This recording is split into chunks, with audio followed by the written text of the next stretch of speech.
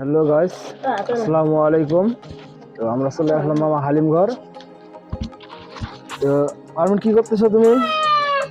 চাউল ভাজতেছি। আজকে চাউল ভাজা দিয়ে আমি আলুর বিরিয়ানি পাকাবো।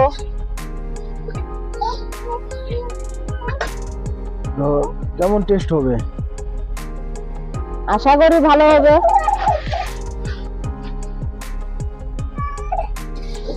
আগে খাইতে হবে, না খাইলে বুঝবা কিভাবে। তো ঠিক আছে, বানাও, এটা ইফতারির সময় খাওয়া হবে। এই তো প্রায় হয়ে আসছে।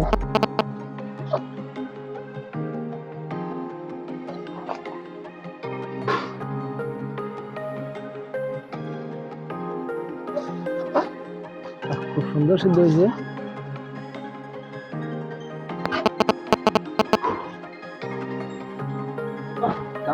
আলু বিরিয়ানির বিষয়ে কিছু বলবা?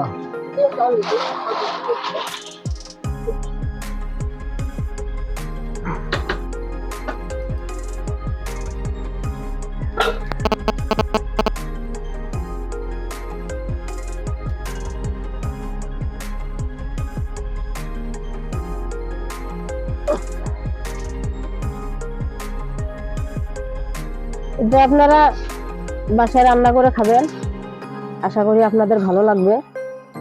কি জন্য এই জিনিসটা সবাই পছন্দ করে। আলু তো আমরা অনেক ভাবেই খাই, কিন্তু এইভাবে তো অনেকেই খাইতে জানে না। কি কি দিয়ে রান্না করা যায়? কি কি প্রকারের আইটেম আছে? এটা যে যেভাবে খাইতে পারে। কেউ যদি চায় আতপ চাউল দিয়ে করবে, আতপ চাউল ভেজে করতে পারবে। যেহেতু আমার ঘরে আতপ চাউল আনা নাই, আমি সিদ্ধ চাউলটাই ভাজে দিচ্ছি। যে যেভাবে পছন্দ করে। অনেকে যদি বলে যে না, আমি চাউল দিয়ে রান্না করব না, এমনি আলুটা খেতে পারবে। আর সরিষা বাটাটা কেমন হয়? সরিষা বাটা দিয়েও খেতে পারবে। সরিষা বাটা দিয়ে আরো বেশি টেস্ট করবে। আমাদের এটা হয়ে গেছে।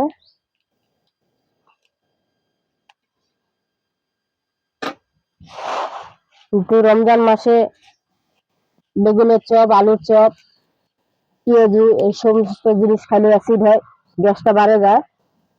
আর আপনি আলুটা যদি ওইভাবে খান, হঠাৎ করে একদিন খাবেন, ভালো লাগবে। এটাতে কোনো অ্যাসিড কিংবা কোনো গ্যাস হবে না।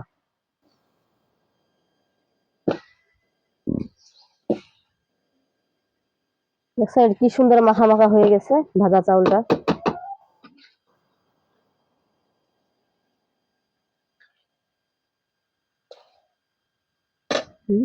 উঠানে উঠানে আলুটা উঠানে। আমি আপনাদেরকে পরিবেশন করে উঠাই দেখাচ্ছি।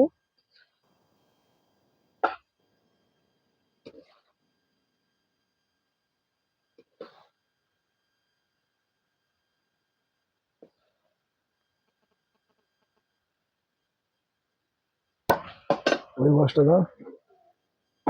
এই যে দেখেন, হয়ে গেল আমাদের চাউল ভাজা আলুর বিরিয়ানি। যদি আপনাদের ভালো লাগে অবশ্যই কমেন্ট বক্সে জানাই দিবেন। আমি আবার নতুন নতুন জিনিস তৈরি করে আপনাদেরকে দেখানোর চেষ্টা করব।